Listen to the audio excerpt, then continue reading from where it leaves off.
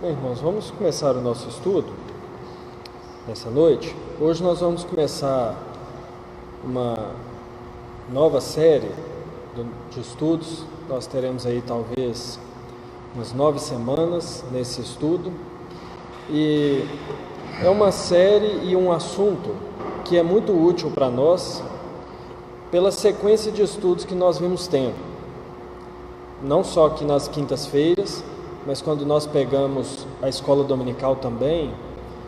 Nós temos entendido muitas coisas a respeito do Evangelho, a respeito do que o Evangelho fez em nós, a respeito do nosso relacionamento com Deus. Se nós pegarmos aí, por exemplo, a escola dominical, nós temos visto os meios de graça, nós temos visto os meios que Deus usa para nos abençoar e nos alimentar espiritualmente.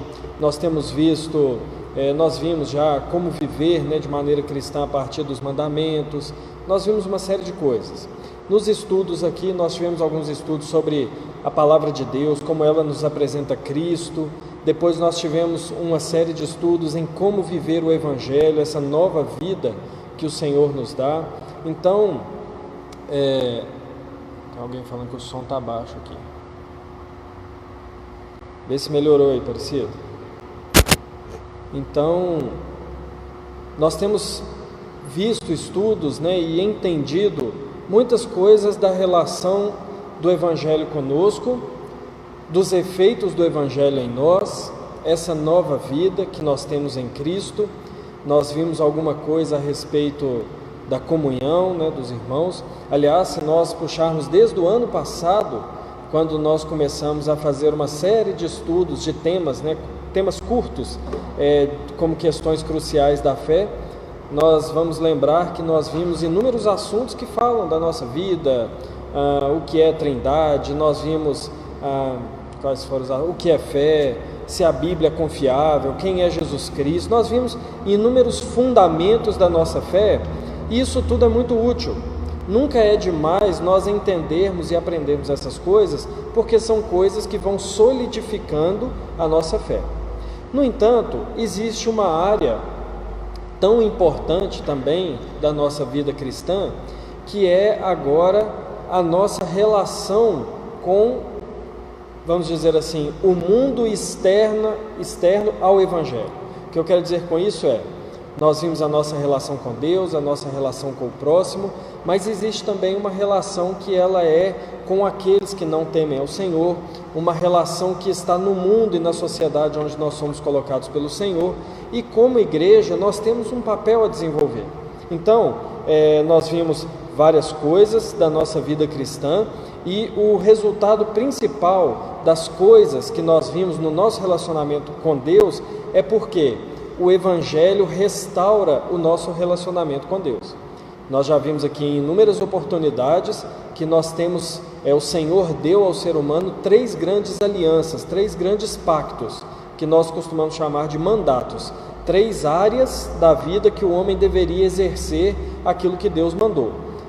O pecado destruiu a relação, ou pelo menos maculou a relação do homem com esses 3 pactos, mas o Evangelho restaura esses pactos. E nós, às vezes, focamos muito em um desses pactos, e o que está certo, precisamos, mas é necessário entender também os outros 2. O primeiro pacto, o primeiro mandato que o Evangelho restaura é o mandato espiritual. O mandato espiritual é o que vai reger, que vai governar o nosso relacionamento com Deus. Então Deus criou o homem para servir a Ele, para adorá-lo, para cultuá-lo, para viver em função do Senhor e manifestar a glória do Senhor, obedecendo a Ele, cumprindo as suas leis e tudo, manifestando o seu caráter. O Evangelho restaura esse mandato, uma vez que ele havia sido perdido pelo pecado. O homem perdeu a capacidade de adorar a Deus, de cultuar a Deus, de viver para a glória de Deus, e agora o Evangelho nos coloca de novo nesse pacto. Então, quando nós vimos, por exemplo, o estudo que nós encerramos 2 semanas atrás, Brecha em Nossa Santidade, a santidade, uma vida santa, uma vida correta, uma vida de obediência ao Senhor, é o resultado desse pacto espiritual, esse mandato espiritual restaurado. Então, por isso que nós podemos ter uma vida santa. No entanto, existem ainda 2 mandatos que o Evangelho também restaura e que nós precisamos entender e que nós precisamos viver enquanto Igreja do Senhor. Os 2 mandatos que nós temos é o mandato cultural, que é a relação do homem com a criação do Senhor, desenvolvimento de cultura, desenvolvimento da criação de Deus. É o que Deus mandou também a Adão quando ele diz para dominar sobre a terra. O dominar ali era no sentido de extrair o que ele pudesse da criação, no sentido de desenvolvê-la. O pecado vai colocar isso numa outra direção, mas o Evangelho nos coloca novamente na direção de dominar sobre a criação de uma maneira santa, de uma maneira correta. E o terceiro mandato, não numa ordem de importância, mas o terceiro mandato é o mandato social, que é a nossa relação com o nosso próximo. Então Deus nos criou para ter uma relação com Ele mesmo, com o próximo e com a criação. O pecado destrói esses mandatos, mas o Evangelho restaura. Então restaura a nossa comunhão com Deus, restaura a nossa comunhão com a criação e restaura também a nossa comunhão com o próximo. E é justamente nesses 2 mandatos que eu gostaria que nós entrássemos mais a fundo durante esse estudo, essa série, que é como nos relacionarmos uns com os outros, não só cristãos, mas também com os não cristãos, e como nos relacionarmos com a criação do Senhor, com aquilo que Ele quer que nós façamos nesse mundo e o para que Ele nos salvou. Então, o tema dessa série que nós vamos começar hoje é qual a missão da igreja. E o nosso estudo hoje, ele é mais introdutório, ele é mais para expor várias maneiras equivocadas e também corretas de entender a missão da igreja, para que depois nós observemos de maneira mais objetiva e de maneira bíblica também, não que hoje não é bíblico, mas outros estudos terão mais textos, mais exposição bíblica, para que nós entendamos então qual é a nossa missão enquanto Igreja do Senhor. Então hoje nós veremos algumas coisas a respeito da missão, a igreja ter uma missão, o que é uma missão e alguns erros e alguns acertos que nós podemos ter no entendimento sobre o que é a missão da igreja. E eu gostaria logo de começar perguntando aos irmãos aqui presentes, qual é a missão da igreja? Se alguém perguntar para vocês assim, qual é a missão da igreja? O que os irmãos respondem? É óbvio que não é uma resposta só, e não é uma resposta simples. Essa é uma pergunta cuja resposta é muito ampla. Mas quando nós entendemos a missão da igreja, o que os irmãos acham que pode ser colocado como resposta a essa pergunta? Testemunhar de Cristo. Testemunhar de Cristo. Falar do amor de Cristo. Na missão social, ajudar os órfãos, viúvas, o que está escrito na Marcos. Então, falar também do amor de Cristo e também a questão social, cuidar dos órfãos, das viúvas. Domingo, nós estamos estudando sobre o amor das comunidades, certo? Eu vou fazer perguntas sobre o amor. Sim. Aqui está dizendo assim, 2 Coríntios,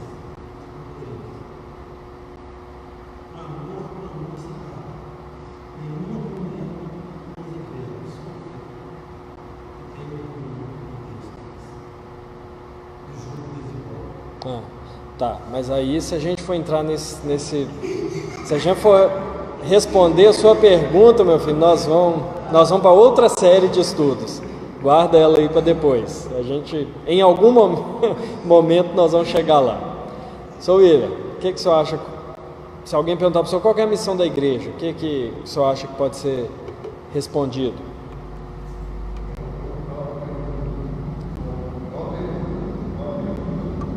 Sim.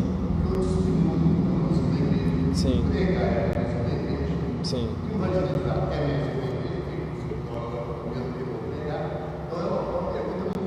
Sim.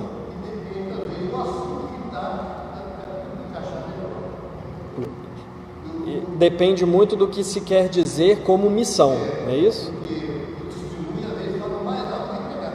Sim.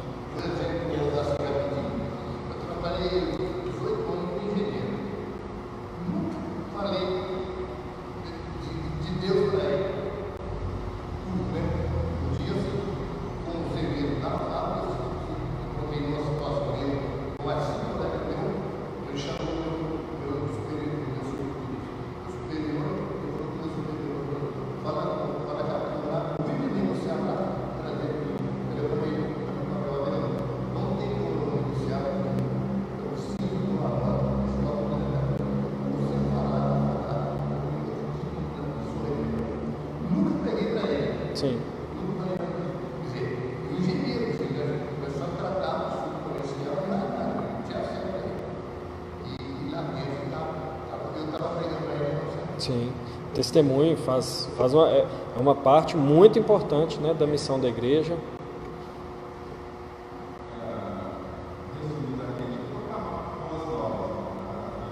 Uhum.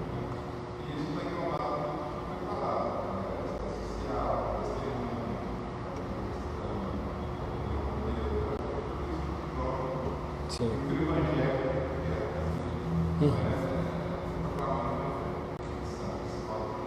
Isso mesmo.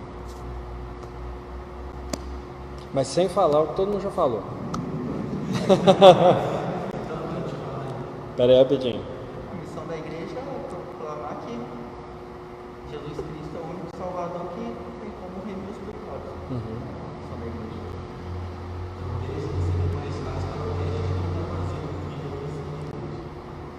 Então, mas para a gente saber corretamente o que a gente não está fazendo, a gente precisa saber o que deve ser feito.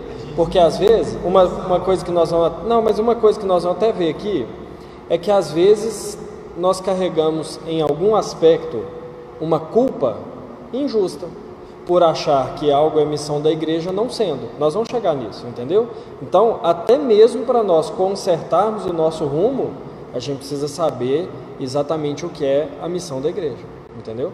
Então, irmãos, é como os irmãos falaram, é muito amplo, não tem como definir de maneira muito breve, porque é claro que o que se destaca mais é falar do Evangelho. Aliás, se nós abrirmos lá em Mateus 28, peço os irmãos para abrirem lá, texto muito conhecido,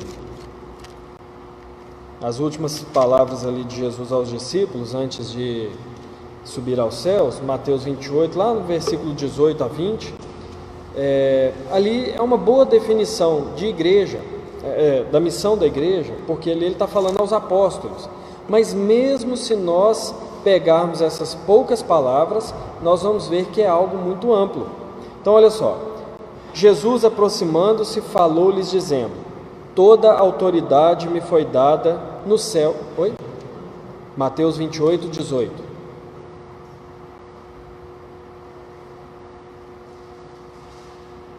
Até o 20. Toda autoridade me foi dada no céu e na terra. Ide, portanto, fazei discípulos de todas as nações, batizando-os em nome do Pai, e do Filho, e do Espírito Santo, ensinando-os a guardar todas as coisas que vos tenho ordenado. E eis que estou convosco todos os dias até a consumação dos séculos. Então, esses 3 versículos nos dão um bom parâmetro do que nós devemos fazer. Mas está longe de ser algo simples, ou pelo menos algo de maneira muito fácil de ser feito. Por quê? Aqui nós poderíamos destacar 3 coisas básicas que Jesus ensina. Primeiro, fazer discípulos. Fazer discípulos não é levar alguém a fazer uma oração de confissão a Jesus. Faz uma oração comigo aqui, eu aceito. Isso não é fazer discípulo. Fazer discípulo, como o próprio Jesus vai ensinar desde o início do Evangelho de Mateus, é moldar o caráter, é alguém ter o seu caráter moldado ao caráter de Cristo. É viver como Cristo viveu, andar como Ele andou. Então, fazer discípulo não é uma coisa que se faz num dia. Então, o próprio Jesus vai ensinar aqui como se faz discípulos. Ele vai dizer: batizando-os em nome do Pai, do Filho e do Espírito, e ensinando a guardar todas as coisas. Então, para fazer um discípulo, é necessário levá-lo à confissão de Jesus. O batizar aqui não está falando necessariamente só do ato do sacramento, mas todo o processo que vai até lá. Então, quando alguém é batizado, é porque a pessoa ouviu o Evangelho, é porque a pessoa creu no Evangelho, é porque a pessoa entendeu o que significa ser parte da Igreja do Senhor e a pessoa professa publicamente isso.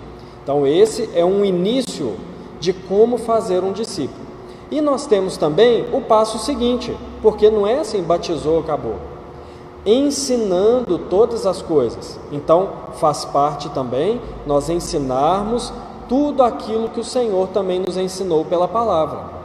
Então, Ok, a missão da igreja é falar do Evangelho, mas só dessas coisas que nós falamos aqui, batizar e ensinar, esse falar do Evangelho é muito amplo, porque esse falar do Evangelho envolve a igreja, o magistério da igreja, envolve tempo, envolve uma vida junto, envolve uma caminhada junto, envolve o testemunho, envolve uma série de questões. E se nós ampliarmos um pouco mais, porque Jesus falou assim: ide fazer discípulos de todas as nações. Como que nós vamos fazer discípulos de todas as nações se os cristãos não forem enviados a todas as nações? Então a missão da igreja, para nós chegarmos a esse objetivo que o Senhor Jesus deu, de fazer discípulos, vou usar um termo aqui meio comercial, né? Mas existe toda uma logística por trás.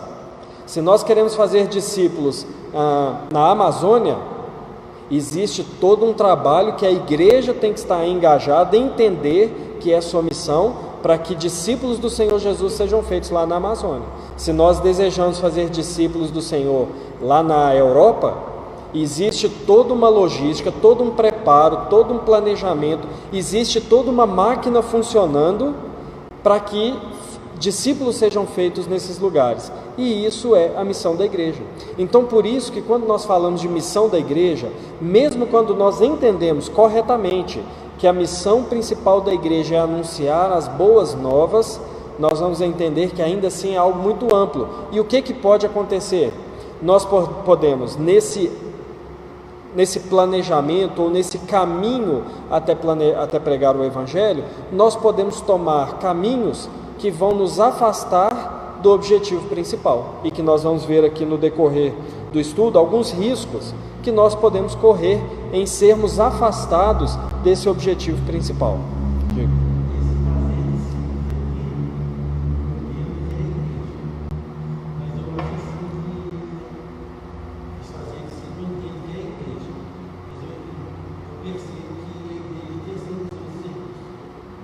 Terceirizou como assim?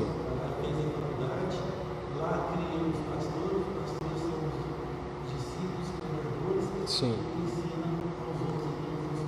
Entendi. É justamente por isso, você falou uma coisa que eu entendo que está meio certo. Vou explicar por quê. Não está totalmente certo por quê? Justamente porque o processo é muito amplo, é que o enviar pessoas para o seminário, para preparar, para ensinar, faz parte do processo, entendeu? Então, se eu quero levar alguém à confissão pública de Cristo, ao batismo, se eu quero ensinar alguém tudo aquilo que Jesus ensinou, o próprio apóstolo Paulo diz em Efésios, em Coríntios, em várias outras cartas, que Deus levanta pessoas no meio da igreja para ensinar. Então, o preparo de pessoas específicas para o ensino, para a administração dos sacramentos, faz parte também. E olha só, se nós observarmos, muitos crentes trazem pessoas à igreja para que na igreja elas sejam doutrinadas, ensinadas, aprendam do Evangelho, entendeu? Então, é justamente por isso, é muito amplo. Não dá para a gente classificar só assim, a missão da igreja é evangelizar pessoalmente, porque não é só isso. A missão da igreja é ensinar teologia, também não é só isso, mas tudo faz parte do anúncio do Evangelho e tudo faz parte da comissão que o Senhor Jesus deixou, entendeu? Então, para ensinar tudo aquilo que Jesus ensinou, para passar adiante, é necessário que tenham aqueles que Deus deu o dom do ensino e da pregação. Mas isso não descarta também aqueles que vão no trato diário, na vida cotidiana, testemunhar do Evangelho de maneira pessoal. É justamente por isso que é importante nós entendermos a missão da igreja. Por exemplo, se nós abrirmos Efésios capítulo 6, nós vamos ver que existe, igual você está falando, uma responsabilidade pessoal também, dentro aí da missão da igreja, nós enquanto igrejas do Senhor. Efésios capítulo 6, Paulo está escrevendo para alguns cristãos, dizendo como eles deveriam viver a vida comum deles. Efésios capítulo 6, a partir do versículo 5. Olha o que ele vai dizer: quanto a vós outros servos, obedecei a vosso Senhor segundo a carne, com temor e tremor, na sinceridade do vosso coração, como a Cristo, não servindo à vista, como para agradar a homens, mas como servos de Cristo, fazendo de coração a vontade de Deus, servindo de boa vontade como ao Senhor e não a homens, certos de que cada um, se fizer alguma coisa boa, receberá isso outra vez do Senhor, quer seja servo, quer livre. E vós, senhores, de igual modo procedei para com eles, deixando as ameaças, sabendo que o Senhor, tanto deles como vosso, está nos céus e que para com ele não há acepção de pessoas. O que nós vemos aqui? Nós vemos aqui a missão do crente enquanto parte da igreja do Senhor. Aqui ele está falando do testemunho dele. Aqui está falando de como viver o evangelho no trabalho, em casa, seja como empregado, seja como patrão. Isso tudo é algo que recai sobre nós, porque nós somos salvos pelo evangelho. Então, é parte da nossa missão pessoal testemunharmos do evangelho com as nossas ações, como o Sr. William falou, com a nossa prática cotidiana, com a nossa vida. Se nós ainda abríssemos lá em 1 Pedro, capítulo 2, versículo 11 a 17, nós veríamos que a igreja como um todo também é chamada a uma missão de apresentação do evangelho, testemunho do evangelho à igreja como um todo. Então, é muito ampla a missão da igreja. E eu gostaria justamente que, uma vez sendo ampla, que nós entendêssemos muito bem o que é e o que não é a missão da igreja. Então, por exemplo, algumas dúvidas que normalmente se levantam a respeito da missão da igreja. A missão da igreja é fazer discípulos? A missão da igreja é fazer boas obras? Ou a missão da igreja é as duas coisas? Nós temos Mateus 28, nós temos Marcos 16, falando para fazer discípulos, nós temos Efésios 2, falando das boas obras, nós temos Tiago. Então, é amplo, mas às vezes nós tomamos um caminho que vai acabar anulando o outro e denegrindo a nossa missão. Será que a nossa missão é uma missão continuada da missão de Cristo? Se sim, o que Cristo veio fazer? Porque muitos entendem que a obra da igreja, a missão da igreja, é continuar aquilo que Cristo fez. Mas fica a pergunta, o que Cristo fez? Bom, se Cristo veio tão somente a anunciar a vinda do reino, nós podemos tão somente continuar o que Cristo fez. Mas Cristo fez muito mais do que isso, porque Cristo não só anunciou a vinda do reino, como Ele próprio salvou aqueles que fazem parte do reino, e isso a igreja não faz. A igreja não perdoa o pecado de ninguém, a igreja não representa ninguém diante de Deus, mas a igreja anuncia quem faz. Então, mais do que uma continuidade, é o início de uma obra iniciada pelo Senhor Jesus, ou possibilitada pelo Senhor Jesus. Nós poderíamos pensar, será que a missão da igreja enquanto instituição é diferente da igreja, da função da igreja indivíduo? Porque existem coisas diferentes. Existe a ordem para exortar uns aos outros, e a exortação ela não recai necessariamente sobre a instituição, ela recai sobre os crentes. Então Israel tem que me exortar se ele achar que ele deve, o Davi tem que exortar o Caio se ele entender que o Caio precisa de uma exortação em amor. Isso é um papel individual, mas não é um papel do cristão individual afastar alguém da comunhão da igreja. Isso é um papel institucional da igreja. Então olha como que a missão é ampla, ambas são parte da missão do cristão e da igreja, mas tem uma diferença entre elas. Então, muitas coisas podem ser colocadas debaixo desse guarda-chuva da missão da igreja. E por fim, antes de nós entrarmos aqui no que é exatamente missão, uma coisa que às vezes confunde o crente quando ele vai buscar entender o que é missão da igreja. Existem duas coisas que são diferentes e frequentemente elas são confundidas. Existe uma coisa que é dever da igreja, e existe outra coisa que é oportunidade para a igreja. Qual é o problema? Às vezes essa ordem é invertida, e aí nós nos confundimos sobre o que é a missão da igreja. Então olha bem, nós vamos entrar aqui no que é missão, entendendo esses dois termos, oportunidade e dever, missão. Missão, quando nós falamos dessa palavra, nós estamos pensando numa palavra que envolve dois aspectos. Uma missão tem alguém que é enviado e uma tarefa muito específica.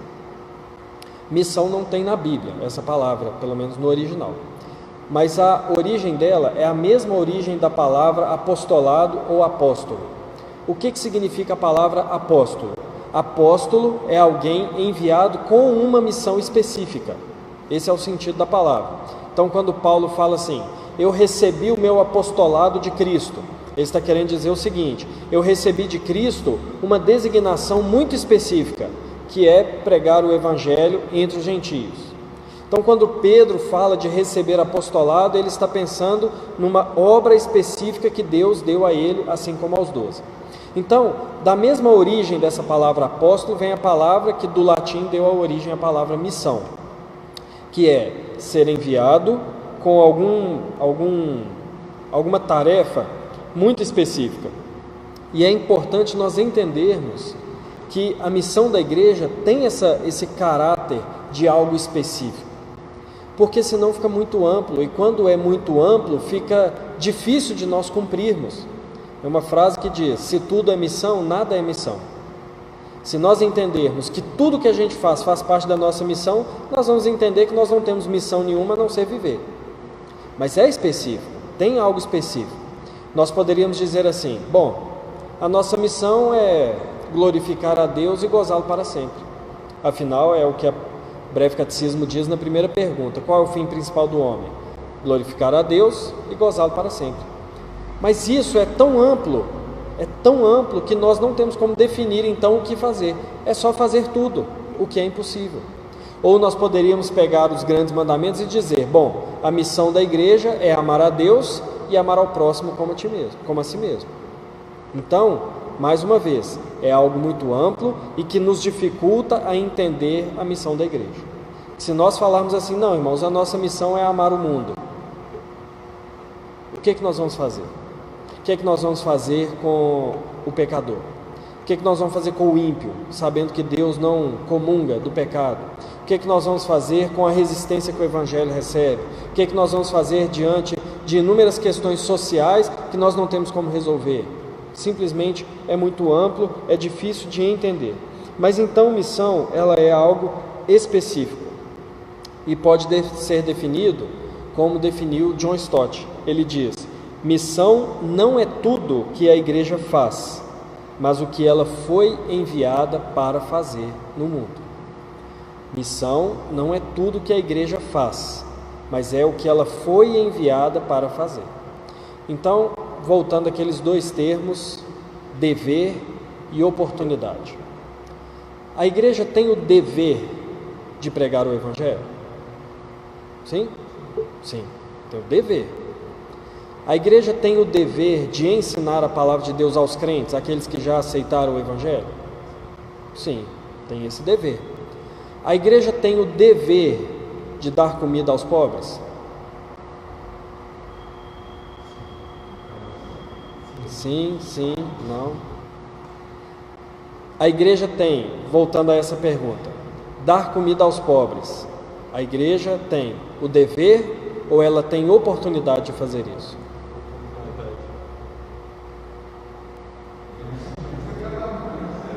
Não, oportunidade não é dever.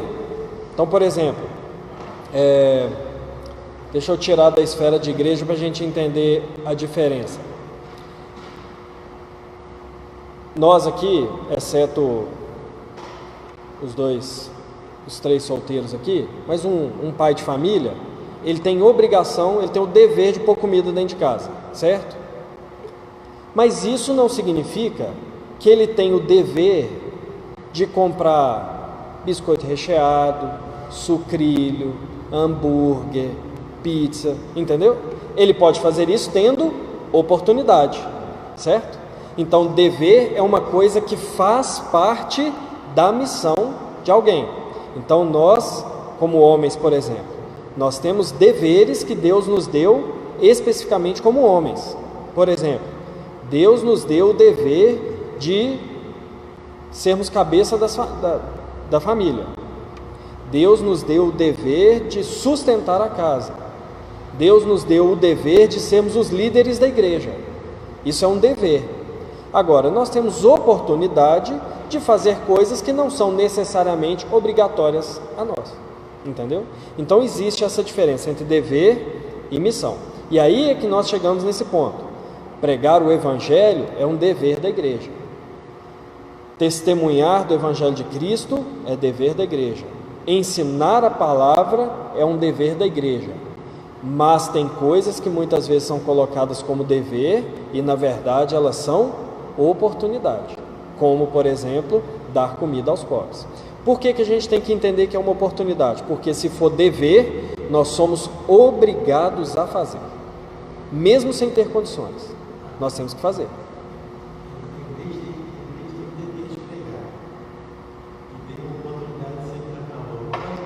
Não entendi. Sim.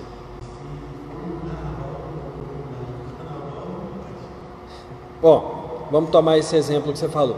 A igreja tem o dever de pregar o Evangelho. E ela tem inúmeras oportunidades para isso. Mas cabe à igreja julgar a oportunidade que é propícia para pregar o Evangelho. Um bloco de carnaval não é o lugar propício para pregar o Evangelho. Entendeu? Um hospital é o lugar propício para você pregar o Evangelho. No estádio de futebol durante o jogo, não é um lugar propício para você pregar o Evangelho. Na sua família, é um lugar propício para você pregar o Evangelho. Numa praia de nudismo, não é um lugar propício para você ir lá pregar o Evangelho.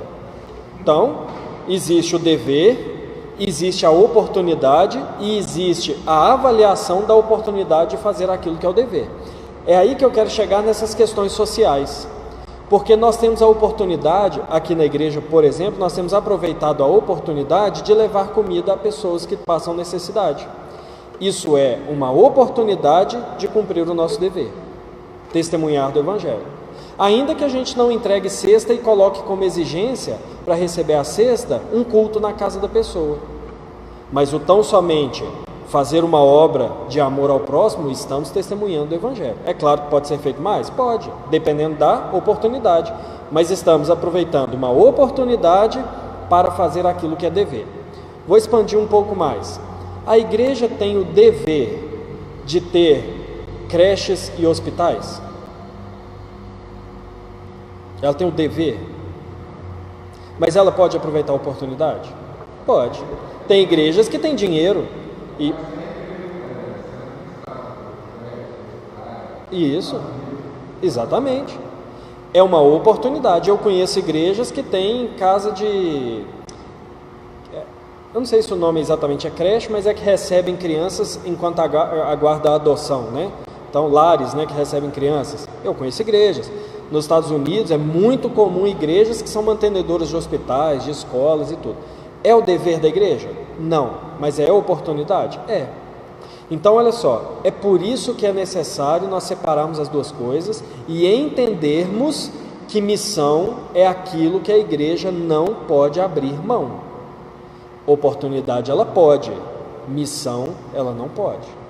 Então, são essas duas coisas que nós precisamos entender com relação à missão da igreja, porque se nós não entendermos de maneira correta, nós vamos fazer aquilo que eu falei um pouco antes com Israel. Nós vamos carregar sobre nós uma culpa que ela não é necessária. Às vezes nós vamos achar que nós estamos pecando porque nós não temos uma creche. A gente pode achar que a gente está pecando porque a gente não tem nenhuma obra social, quando na verdade o não ter essas coisas não é necessariamente a quebra da missão da igreja. Agora, nós temos sim que nos acusar de pecado se nós deixarmos de pregar e testemunhar o Evangelho de Jesus Cristo. Então, fiquemos durante todo esse estudo, a série, com essa diferença muito bem feita. O que é responsabilidade da igreja, o que é dever da igreja e o que é oportunidade para a igreja cumprir o seu dever.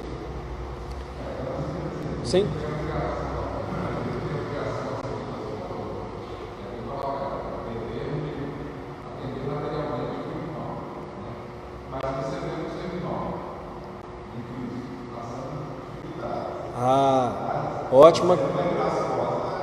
Ótima colocação que o Cadu fez aí, pelo seguinte: Existe uma outra diferença que nós temos que fazer também na missão da igreja, que eu acho até que é o que Israel ia falar. Hã? Sim, sim. Então, os necessitados, né? É aí que nós temos que entrar numa segunda distinção. Igreja, corpo de Cristo.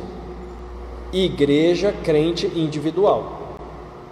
Existem responsabilidades que são diferentes. Existem responsabilidades que não se confundem e nem podem se confundir. Que nós vamos mais uma vez entrar numa confusão a respeito da missão da igreja. Diga, Israel. Israel já está parece que Israel já veio até de casa preparado para esse assunto. Pode falar.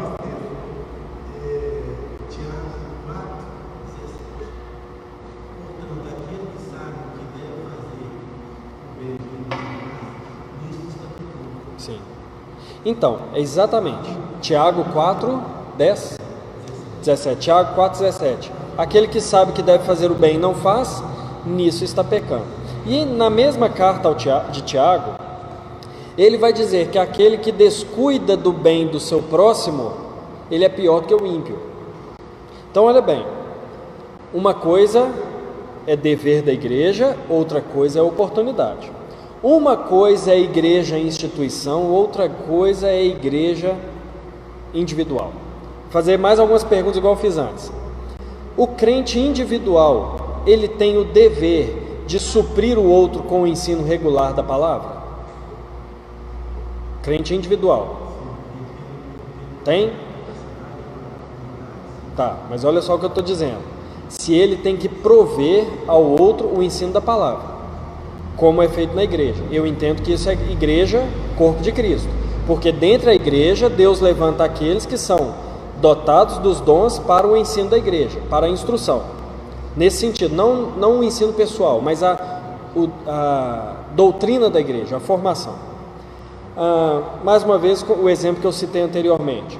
O crente indivíduo, ele tem o dever de receber outro por meio da profissão de fé e do batismo? Não, isso é a igreja instituição que faz. Tanto é que é feito diante dos crentes. Exceto casos excepcionais, a profissão de fé e batismo é só feito na presença dos crentes, porque é a igreja instituição que recebe aquele que está professando a fé. Agora, a igreja instituição tem o dever, olha bem, de chamar o irmão que está numa falta e confrontar o irmão? Não, isso é o crente individual. Porque Jesus diz que se um irmão vê o outro pecando, ele tem que chegar ao irmão e conversar com o irmão. E se aquele irmão não ouvir, que ele leva para a igreja. Então existem papéis que são da igreja, o cristão individual, e outros que são da igreja em instituição. Por exemplo, algum de vocês acha que o crente individual tem que pagar o salário do pastor? Se vocês acharem, a gente pode conversar depois do estudo. Esse é um papo. Oi? Se o crente individual tem a responsabilidade de sustentar o pastor, isso é a instituição, certo? Então, olha como que é diferente as coisas. Aí levanta o que o Cadu falou. O crente que vê um irmão passando necessidade e não o socorre, ele está quebrando um dever seu. Porque nós temos o dever de socorrer os nossos irmãos na fé nas suas necessidades. E olha bem, irmãos, a Bíblia não diz que o socorrer aqui é a gente chegar na igreja e dizer: o fulano está precisando. É com aquilo que nós temos, socorremos o nosso irmão. Esse é um dos aspectos que na igreja hoje tem havido uma transferência de responsabilidade. Em muitos lugares, o cristão, porque olha só, quando eu falo transferência de responsabilidade, vamos entender bem aqui. A nossa igreja, por exemplo, como que faz? Os crentes individuais, eles vão centralizando aqui na igreja os alimentos, não é isso? As doações, e a junta diaconal vai distribuindo, porque a junta tem mais condição de saber quem está precisando. Ok, mas quem está fazendo esse socorro são os crentes de maneira individual. É diferente de alguém que não abre mão de nada seu e diz que a igreja tem que sustentar, tem que dar alimento, tem que fazer aquilo, sem abrir mão daquilo que lhe pertence, dos seus próprios bens. Isso é uma quebra de um dever, porque a Bíblia coloca isso sobre a responsabilidade do crente indivíduo. Então nós temos responsabilidade com o socorro uns dos outros. Então olha como que não é tão simples entender se a missão da igreja é isso. Existe uma série de questões que nós temos que entender e que no decorrer dessa série de estudos nós vamos tentar entender. Qual?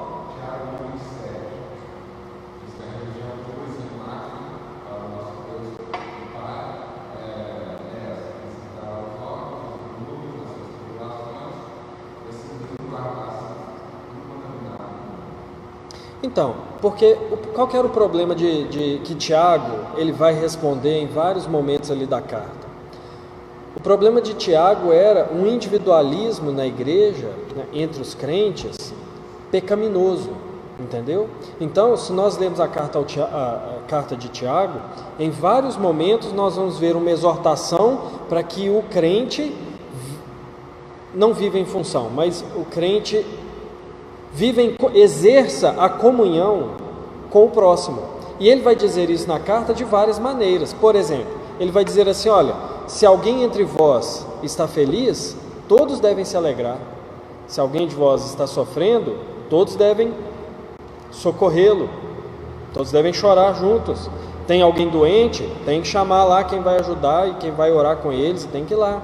E em vários momentos, então quando ele cita isso aí, quando ele fala esse texto que você está lendo, da religião verdadeira, é fazer isso, é fazer aquilo, ele está querendo dizer que afirmar uma religião cristã que ensina o amor ao próximo, o socorro ao próximo, a comunhão com o próximo, mas negar todas essas coisas é uma falsa confissão, é uma falsa religião. É isso que ele está dizendo. Então ele está querendo dizer o seguinte: eu posso dizer que eu amo todos vocês aqui, eu posso dizer que nós temos uma comunhão maravilhosa, mas o que vocês passam, a vida de vocês não me diz respeito, eu não me interesso, não me interessa se está com fome, não me interessa se está doente, não me interessa nada.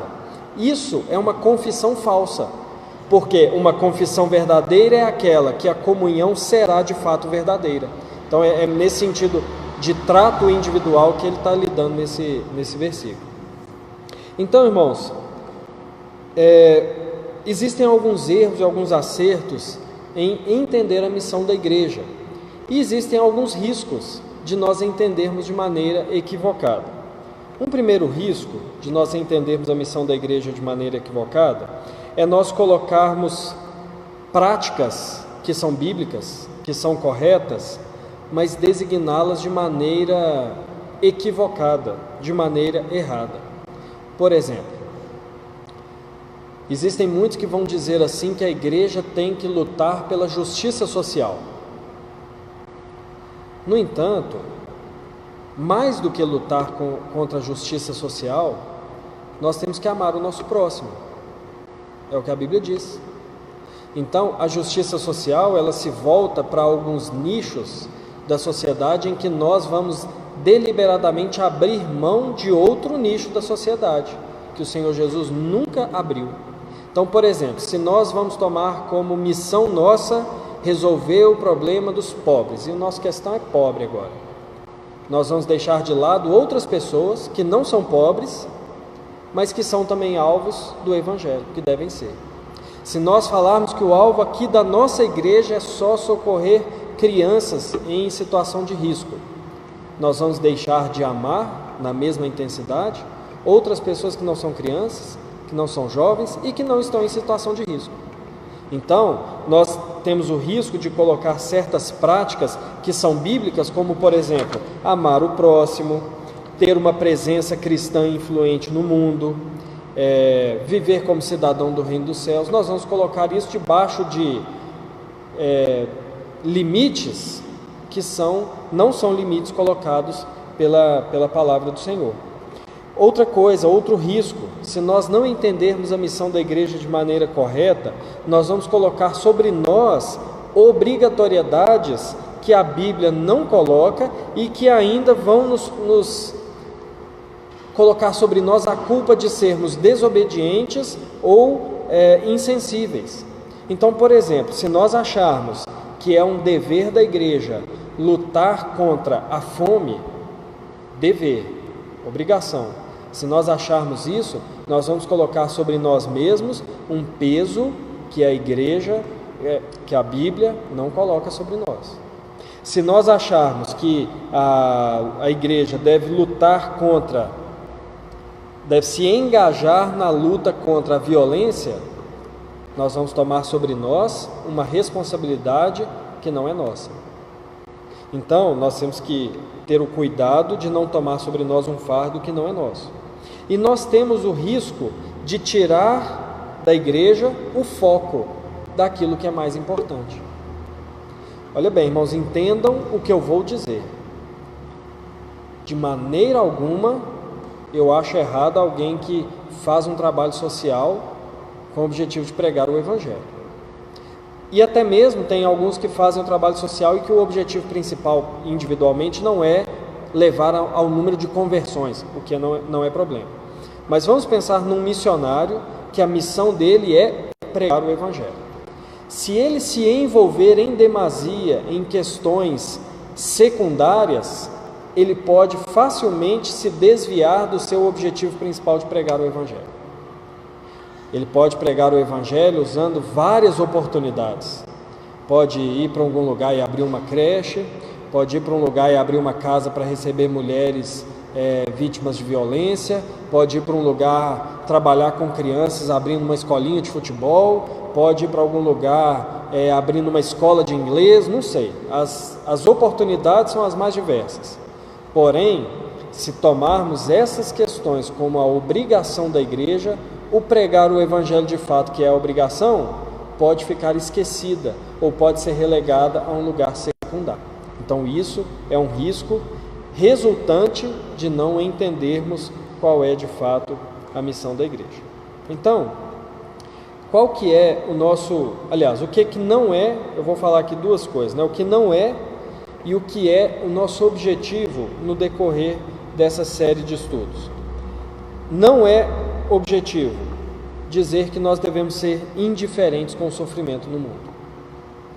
Então quer dizer que se a igreja não tem a obrigação de acabar com a fome, eu também não preciso importar com isso. Não, não é isso.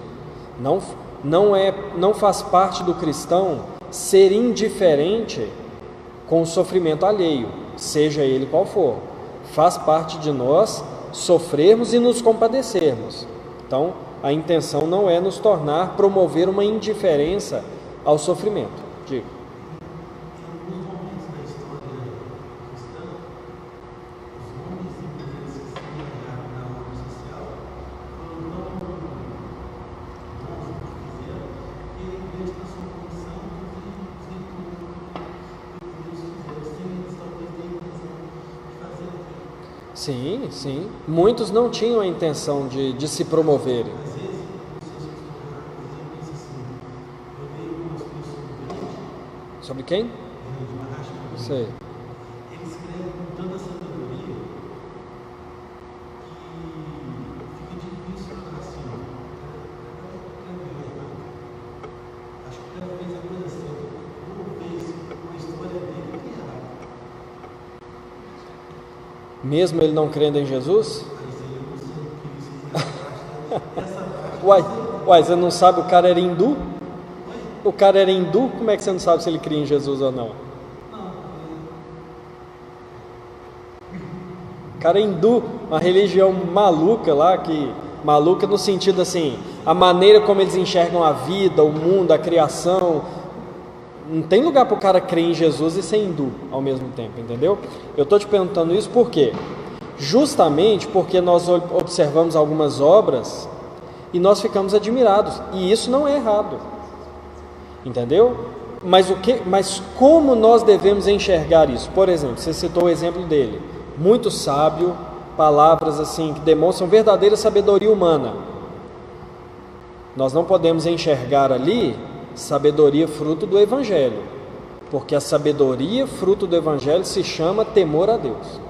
Mas nós podemos ver ali resquícios da imagem de Deus, aí com certeza, resquícios de alguém que foi feito para revelar quem Deus é, mas por causa do pecado, tem essa imagem maculada, manchada.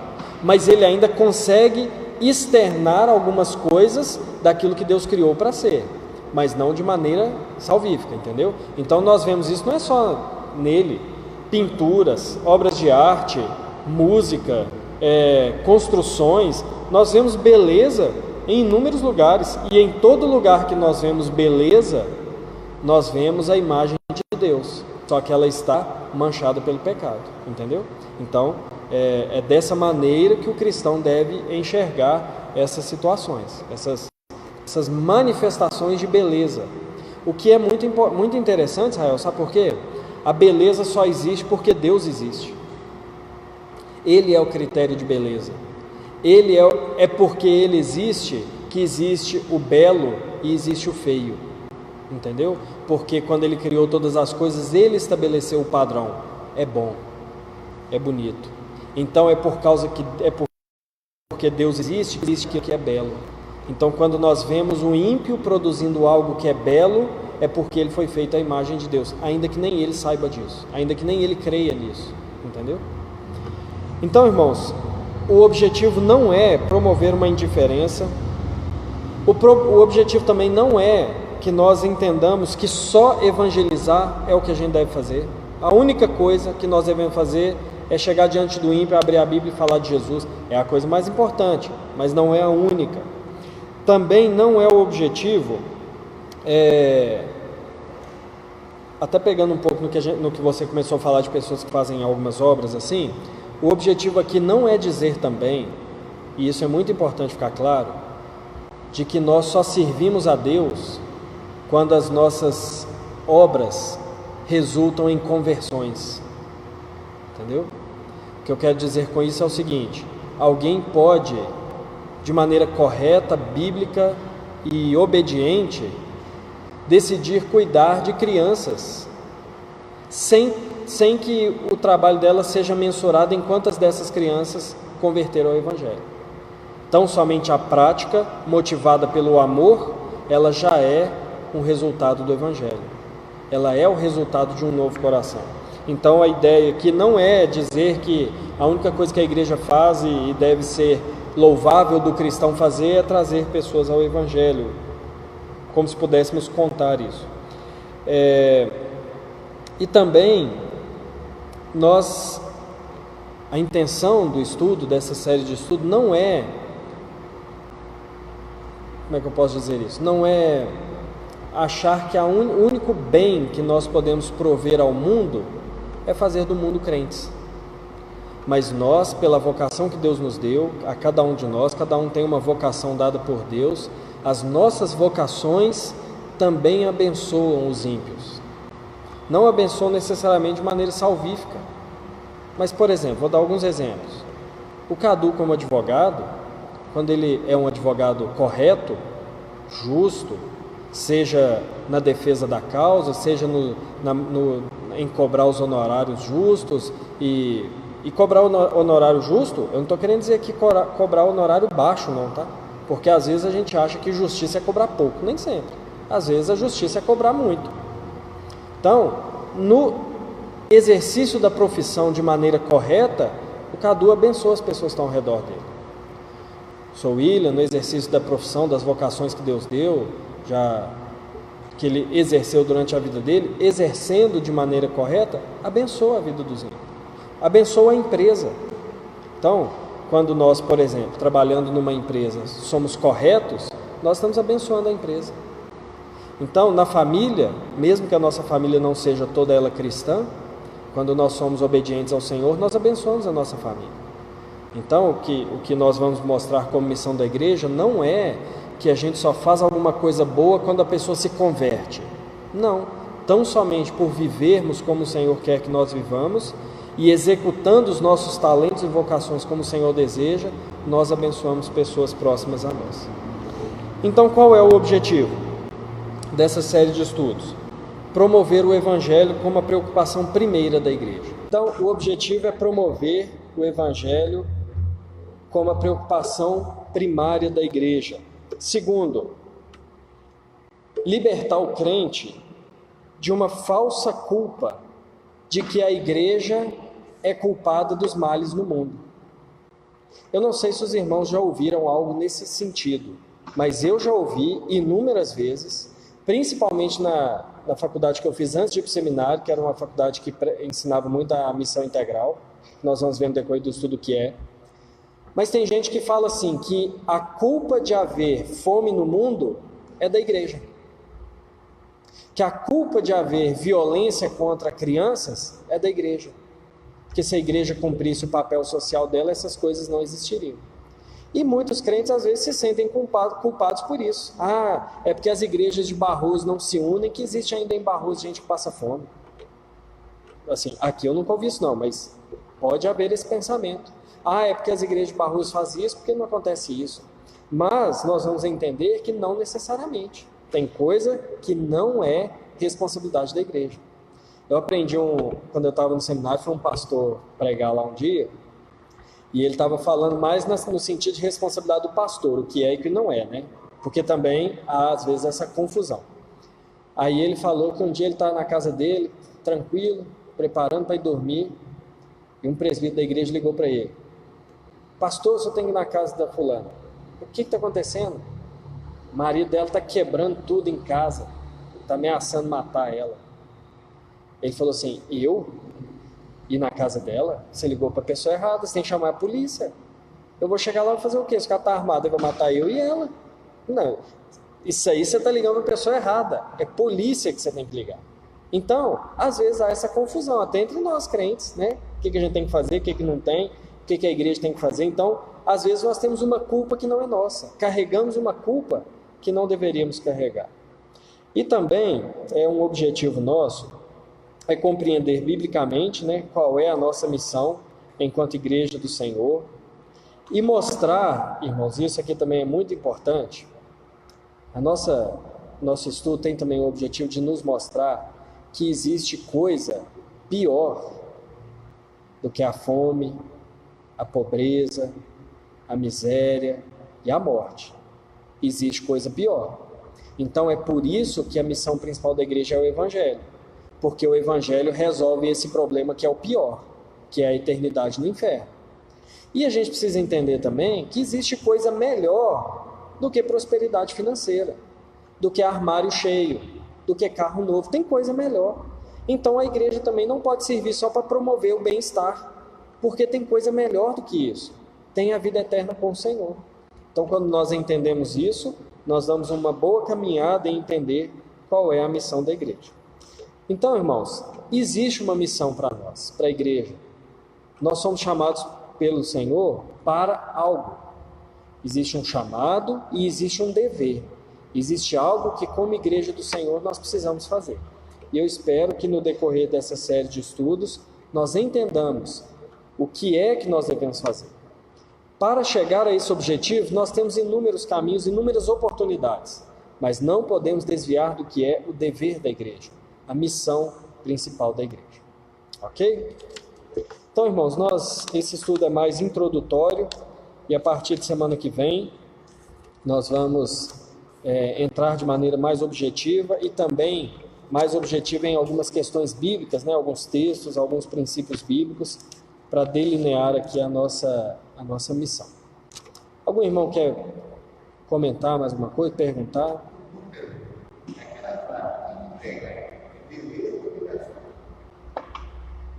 O ID, ele não é obrigação. Ele é uma realidade. Eu vou falar algo que eu ouvi muitos anos na minha vida e eu discordava.